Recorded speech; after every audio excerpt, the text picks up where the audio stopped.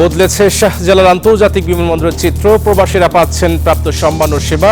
Remittance যোদ্ধাদের হয়রানি বন্ধে নানা পদক্ষেপ।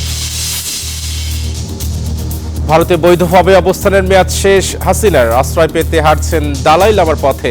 ফেরত চাওয়া হবে জানালেন আইন উপদেষ্টা। এবং ঢাকায় আজ পর্দা নামছে 11তম এশিয়ান ট্যুরিজম ফেয়ারের। ডিসকাউন্ট আর নানা অফারে খুশি ভ্রমণ পিপাসুর দর্শনার্থীরা। আওয়ামী লীগ সরকার পরিবর্তনের পর থেকে বদলে গেছে শাহজালাল আন্তর্জাতিক বিমানবন্দরের চিত্র। প্রবাসীদের সার ডাকা থেকে শুরু করে দেওয়া হচ্ছে প্রাপ্ত সম্মান। এ নিয়ে খুশি রেমিটেন্স যোদ্ধারা। এদিকে প্রবাসী কর্মীদের বিমানবন্দরে যে কোনো হয়রানিমূলক কার্যক্রম বন্ধে নানা পদক্ষেপ নিচ্ছে জাতীয় রাজস্ব বোর্ড এনবিআর। কয়দিন আগেও প্রবাসীদের জন্য শাহজালাল আন্তর্জাতিক বিমানবন্দর ছিল মূর্তমান আতঙ্ক। দেশের মাটিতে নেমে নানা হয়রানির শিকার হতেন রেমিটেন্স যোদ্ধারা। তবে হাসিনা সরকারের পতনের পর বদলেছে চিত্র। বিমানবন্দরে নেমে অবাক হচ্ছেন প্রবাসীরা। সামান রাখছে বেশি হয়েছে, তারপর ব্যাগ ফাড়াই না, কিছু করে না, যেমনি আছে এমনি পাইছে। আমাদের এখানে আগে লাগতো 1 ঘন্টা 2 ঘন্টা, এখন আজকে তো ইনশাআল্লাহ 20 মিনিটের ভিতরে বার হইলে। বিমানবন্দরে নেই ঘন্টার পর ঘন্টা অপেক্ষা কিংবা লাগেজ বিড়ম্বনা। খুব অল্প সময়ে প্রবাসীরা পেয়ে যাচ্ছেন কাঙ্ক্ষিত সেবা। ফোন কল থেকে শুরু করে সহজেই মালামাল বুঝে পাচ্ছেন তারা। আর এতে খুশি রেমিটেন্স যোদ্ধারা। সাথে সাথে আমাদের কাগজপত্র দেখতে দেখতে সবকিছু হাতে পাইছি, এটাই আমাদের জন্য আনন্দ। সার্ভিস মোটামুটি ভালো। এদিকে যাত্রী সেবা নিশ্চিত করতে কাজ করে যাচ্ছে বিমান কর্তৃপক্ষ।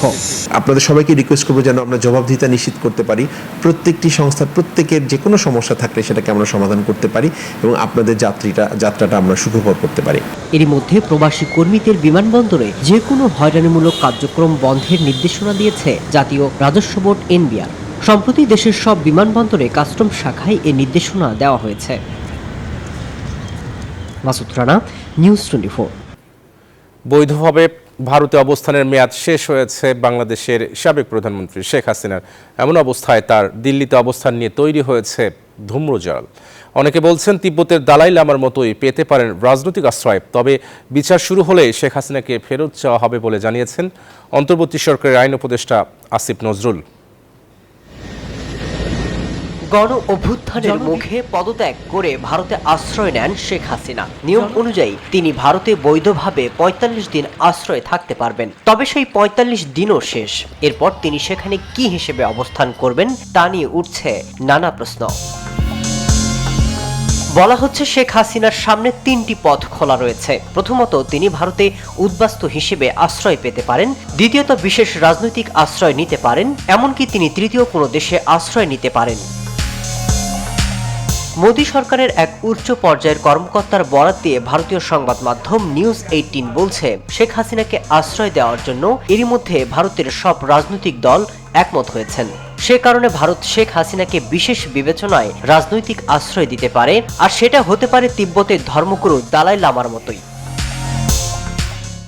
বিচার প্রক্রিয়া শুরু হলে ভারতের কাছে শেখ হাসিনাকে যথাযথ প্রক্রিয়ায় ফেরত চাওয়া হবে বলে অন্তর্বর্তী সরকারের আইন উপদেষ্টা আসিফ নজরুল মন্তব্য করেছেন। ভারতে যদি কোনো আমাদের কনভিক্টেড মানুষ থাকেন, উনি সাবেক প্রধানমন্ত্রী হন আর যাই হন না কেন, উনার এক্সট্রাডিশন বা প্রত্যার্পণ আমরা চাইতে পারি। তবে শেখ হাসিনা কি হিসেবে ভারতে অবস্থান করছেন সে বিষয়ে এখনো অবহিত নয় অন্তর্বর্তী সরকার। আমাদের Nobel laureate doctor Mohammad Masud Rana, news 24। প্রবাসে থেকেও খেলাধুলা ও সাংস্কৃতিক অঙ্গনের পাশাপাশি গুরুত্বপূর্ণ ভূমিকা রাখছে ফ্রান্সের বন্ধু মহল। বাংলাদেশের বন্যা কবলিত মানুষের প্রতি সহায়তার হাত বাড়াতে গড়ে ওঠে এই সংগঠনটি। সম্প্রতি বন্যা দুর্গত এলাকায় বন্ধু মহলের উদ্যোগে শুকনো খাবার সহ প্রয়োজনীয় জিনিসপত্র নগদ অর্থ দেওয়া হয়। সামাজিক সংগঠনগুলোর সম্মিলিত প্রয়াস বদলে দেবে আগামীর বাংলাদেশ, এমন প্রত্যাশা প্রবাসীদের।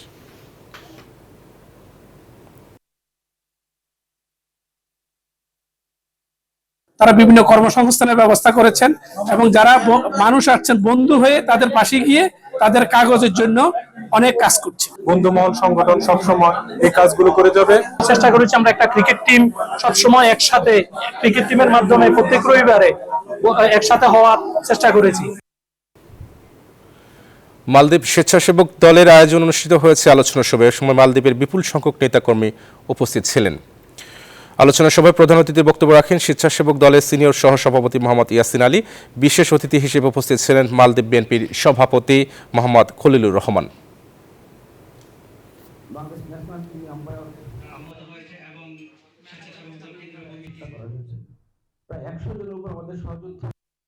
আমরা কিন্তু আমি এটা একটু বলছি, আমরা ক্ষমতা চাই না, জনগণের হৃদয় যদি আমরা অবস্থান করতে পারি, ইনশাআল্লাহ ক্ষমতা জনগণই আমাদের হৃদয় দেবে। অতএব আমাদের ওইভাবে কাজ করতে হবে। আমরা যদি আমলি হয়ে যাই তাহলে জনগণ আমাদের প্রত্যাখ্যান করবে, জনগণই সকল ক্ষমতার উৎস। কথা বলেছেন শহীদ president Ziaur Rahman. Embassy gold cup football টুর্নামেন্টের জমকালো উদ্বোধনী অনুষ্ঠিত হয়েছে ইতালির রোমে। বাংলাদেশ ক্রীড়া সংস্থা ইতালি আয়োজিত উদ্বোধনী অনুষ্ঠানের প্রধান অতিথি ছিলেন বাংলাদেশ বিমানের কান্ট্রি ম্যানেজার আব্দুল্লাহ আল হাসনাইন পাপ্পানা। বাংলাদেশ ক্রীড়া সংস্থা ইতালির সভাপতি হাজি জসিমউদ্দিনের সভাপতিত্বে ও পরিচালক সাজ্জাদুল কবিরের পরিচালনায় এই সময় বক্তব্য রাখেন ক্রীড়া সংস্থার উপদেষ্টা আমিনুর রহমান সালাম সহ সংগঠনের নেতৃবৃন্দ। খেলাধুলার একটাই লাভ, সেটা হলো কি ইতালির রাজনৈতিক অঙ্গনে আমাদের পদার্পণ। আমরা সমস্ত লোক এখন ইটালিয়ান হয়েছে, যারা হয় নাই তাদেরকে সবাই সহ আজকের এই টুর্নামেন্ট